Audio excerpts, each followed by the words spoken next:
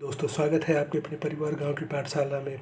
आज की इस नई वीडियो में हम लोग बात करने वाले हैं बिहार राष्ट्रीय आंदोलन से संबंधित प्रैक्टिस सेट नंबर 3 के बारे में। इससे पहले प्रैक्टिस सेट 2 हमने ऑलरेडी चैनल पर डिस्कशन करके उसकी वीडियो अपलोड कर दी है। यदि आपने अभी तक नहीं देखा है तो आप जा करके उन वीडियो को देख लीजिए। उनमें काफ़ी महत्वपूर्ण वीडियो क्वेश्चनों के बारे में जो प्रीवियस ईयर है बिहार एसएससी के, बिहार दरोगा के, बिहार बीपीएससी टीआरई के हो गए, जो प्रीवियस ईयर क्वेश्चन है उनको हमने काफ़ी डिटेल से किया है। यानी एक एक क्वेश्चन पे हमने 10 से 12 डिस्कशन पॉइंट बताए हैं। तो आप अगर अभी तक नहीं देखे हैं तो चैनल पे जा कर के उनको देख लीजिए। तो शुरू करते हैं आज के इस क्वेश्चन नंबर 31। 31 नंबर क्या कहता है, साइमन कमीशन के बहिष्कार के लिए बिहार में किसके नेतृत्व में एक सर्वदलीय बैठक बुलाई गई थी, जिसमें नौजवानों को संगठित करने और विरोध प्रदर्शन करने की योजना बनाई गई थी। तो इस प्रश्न का जो विकल्प है, विकल्प नंबर 1 है लाला लाजपत राय, विकल्प नंबर 2 है भगत सिंह, विकल्प नंबर 3 है सच्चिदानंद सिन्हा, या विकल्प नंबर 4 है अनुग्रह नारायण सिंह। तो इस प्रश्न का जो सही उत्तर होगा वो कहीं ना कहीं होगा अनुग्रह नारायण सिंह। बात करें साइमन कमीशन के बारे में, तो अगर बात करें साइमन कमीशन के बारे में तो बिहार में साइमन कमीशन का आगमन जो हुआ था वो हुआ था 12 दिसंबर 1928 को। 12 दिसंबर 1928 को हुआ था। वहीं पर अगर बात करें भारत के संदर्भ में कि भारत में साइमन कमीशन का कब आगमन हुआ था, तो साइमन कमीशन का गठन जो होता है वो गठन होता है 1927 में। इसका आगमन भारत में होता है 1928 में, भारत में इसका आगमन होता है। अगर बात करें दोस्तों कि भारत के संदर्भ में 1928 में इसका आगमन होता है, इसकी रिपोर्ट कब आती है तो इसकी रिपोर्ट 1930 में आती है। अब वहीं बात करें इसके कि बिहार में जो इसका नेतृत्व किसने किया था, तो अनुग्रह नारायण के नेतृत्व में पटना में साइमन कमीशन का विरोध होता है। वहीं बात करते हैं कि इसी साइमन कमीशन के विरोध करते हुए लाला लाजपत राय जी की सैंडर्स की लाठी के द्वारा हत्या हो जाती है। वही सैंडर्स की हत्या एचआरए यानी हिंदुस्तान रिपब्लिक एसोसिएशन के 3 सदस्यों भगत सिंह, राजगुरु, चंद्रशेखर आजाद के द्वारा उस सैंडर्स की हत्या की जाती है, जिसकी हत्या के आरोप में उन्हें 23 अप्रैल 1931 को फांसी दे दी जाती है। तो अब आते हैं क्वेश्चन नंबर 32 पे। क्वेश्चन नंबर 32 क्या कहता है, क्वेश्चन सविनय अवज्ञा आंदोलन के दौरान वर्ष 1930 में पटना में स्वदेशी लीग की स्थापना की गई थी। इसके प्रथम अध्यक्ष थे। तो इस प्रश्न का जो सही उत्तर होगा, पहले तो विकल्प देखते हैं। विकल्प नंबर 1 है अली इमाम, विकल्प नंबर बी है अनुग्रह नारायण सिंह, विकल्प नंबर सी है अब्दुल बारी, विकल्प नंबर डी है सच्चिदानंद सिन्हा। तो इस प्रश्न का जो सही उत्तर होगा, पहले तो बात करें कि स्वदेशी लीग की स्थापना कब हुई थी, तो 1930 में। इसकी स्थापना किसने की थी, तो इसकी स्थापना सर अली इमाम की अध्यक्षता में की जाती है। वहीं बात करें सर अली इमाम ने, तो सर अली इमाम की अध्यक्षता में ही बिहार प्रांतीय कांग्रेस का प्रथम अधिवेशन ही सर अली इमाम की अध्यक्षता में ही पटना में होता है। वहीं बात करें बिहार प्रांतीय किसान सभा की स्थापना कब हुई थी, तो बिहार प्रांतीय कांग्रेस की स्थापना तो 1908 को होती है। इसका दूसरा अधिवेशन कहाँ होता है, दूसरा अधिवेशन भागलपुर में होता है। किसके नेतृत्व में होता है, सच्चिदानंद सिन्हा के नेतृत्व में होता है। अब दोस्तों बात करते हैं क्वेश्चन नंबर 32 में के बाद क्वेश्चन नंबर 33 में। क्वेश्चन नंबर 33 क्या कहता है, पटना युवक संघ की स्थापना किस वर्ष हुई थी। इस प्रश्न का जो विकल्प होंगे 1925 में, 1927 में, या 1929 में, या 1931 में। तो इस प्रश्न का जो सही होता वो होगा 1927। पटना युवक संघ की स्थापना 1927 को मणिन्द्र नारायण राय एवं सच्चिदानंद सिन्हा के द्वारा की जाती है। वहीं बात करें अगर पटना युवक संघ की बात हुई है तो एक और बना था पाटिल युवक संघ।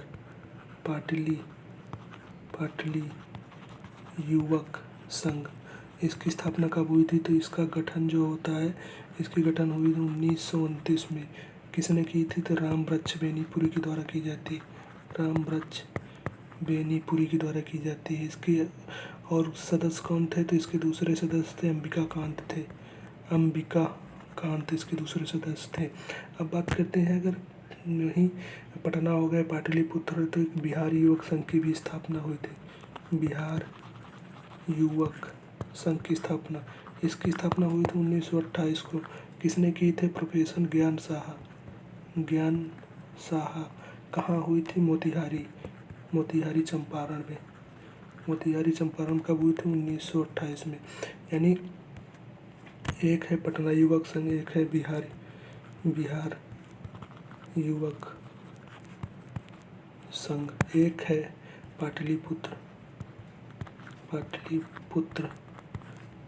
युवक संघ। माइनर सा डिफरेंट है, इसमें ज़्यादा अंतर नहीं है, थोड़ा सा ही अंतर है।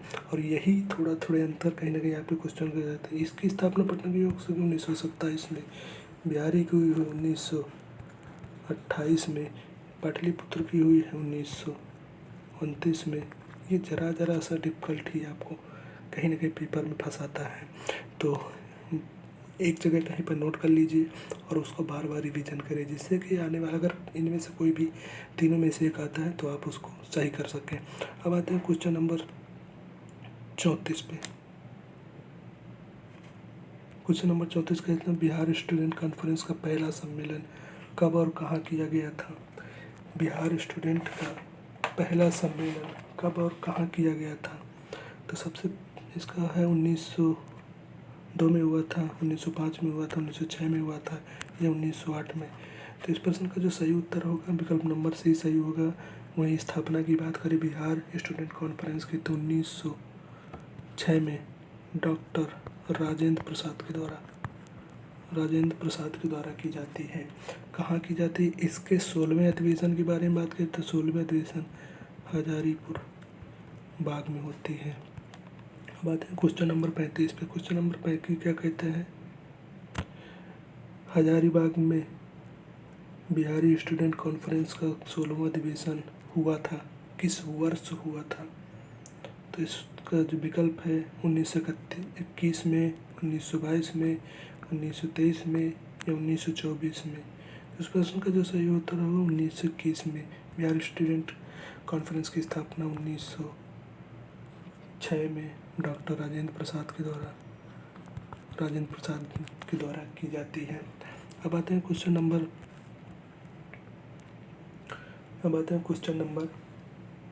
36 पे। क्वेश्चन नंबर 36 क्या कहता है? बॉयज एसोसिएशन का गठन किसने किया? इस प्रश्न का जो विकल्प है रघुनाथ सिंह, महेंद्र प्रताप सिंह, बंकिम चंद्र, या गांधी जी। तो इस प्रश्न का जो सही उत्तर होगा वो होगा विकल्प नंबर सी, बंकिम चंद्र जी के द्वारा ही बिहार हिंदू बॉयज एसोसिएशन का गठन किया जाता है। यही बंकिम चंद्र जी वाराणसी का घोषणा कांड में भी इनका हाथ होता है। अब आता है क्वेश्चन नंबर 37 में। क्वेश्चन नंबर 37 क्या कहता है? क्वेश्चन नंबर 37 के अकॉर्डिंग अगर देखें तो क्वेश्चन नंबर 37 कहते हैं जयप्रकाश नारायण किस पार्टी से जुड़े थे? तो विकल्प एक है कांग्रेस से, विकल्प बी है कम्युनिस्ट पार्टी से, विकल्प सी है सोशलिस्ट पार्टी से, या विकल्प डी है किसान पार्टी से। तो इस प्रश्न का जो सही उत्तर होगा वो होगा सोशलिस्ट पार्टी से। तो जयप्रकाश नारायण जी के बारे में बात करें तो जयप्रकाश नारायण यानी बिहार सोशलिस्ट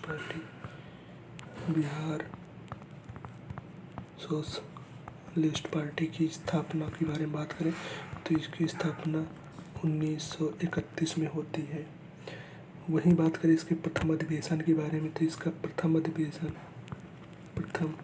अधिवेशन 17 मई 1934 को होती है। इसके प्रथम अध्यक्ष के बारे में बात करें तो इसके प्रथम अध्यक्ष आचार्य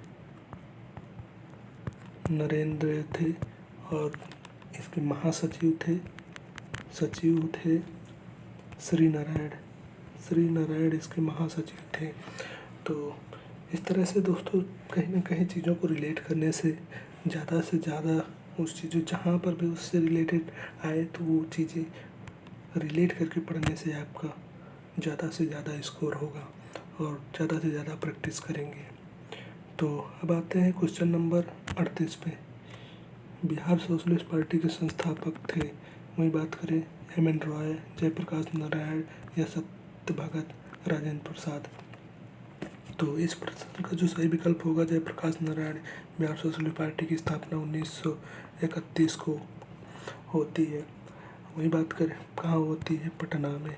इसका प्रथम अधिवेशन होता है 17 मई 1934 को। प्रथम अध्यक्ष थे इसके प्रथम अध्यक्ष आचार्य नरेंद्र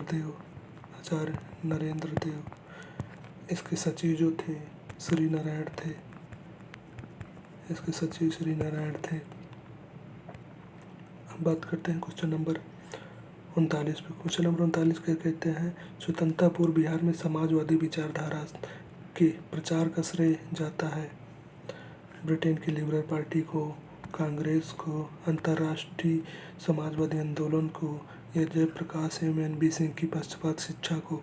तो इस प्रश्न का जो सही विकल्प होगा वो होगा विकल्प नंबर डी, यानी जयप्रकाश नारायण की ही समाजवादी विचारधारा का ही प्रभाव पड़ता है। अब दोस्तों क्वेश्चन नंबर आते हैं आज का लास्ट क्वेश्चन नंबर हम लोग डिस्कस करेंगे 40वां क्वेश्चन, यानी इस वीडियो का ये पार्ट चौथे का ही तीसरा क्वेश्चन है, 40वां क्वेश्चन है। तो किस क्षेत्र में राहुल शंकरटेन 1920 के असहयोग आंदोलन में सक्रिय थे? छपरा में, नई दिल्ली में, लखनऊ में या पटना में? तो इस प्रश्न का जो सही उत्तर होगा वो सही उत्तर क्या होगा, छपरा में। राहुल शंकरटेन छपरा में सक्रिय थे असहयोग आंदोलन के दौरान। वहीं बात करें इनके द्वारा एक प्रताप नामक समाचार पत्र का भी प्रकाशन किया जाता था। क्या?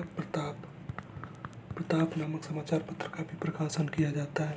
दोस्तों अगर यहाँ पर आया है असहयोग आंदोलन, तो असहयोग आंदोलन से संबंधित कुछ फैक्ट भी हम लोग देख लेते हैं। पहले तो देखते हैं कि इसकी शुरू कब हुआ था। तो इसका 1 अगस्त 1920 को असहयोग आंदोलन की शुरुआत होती है।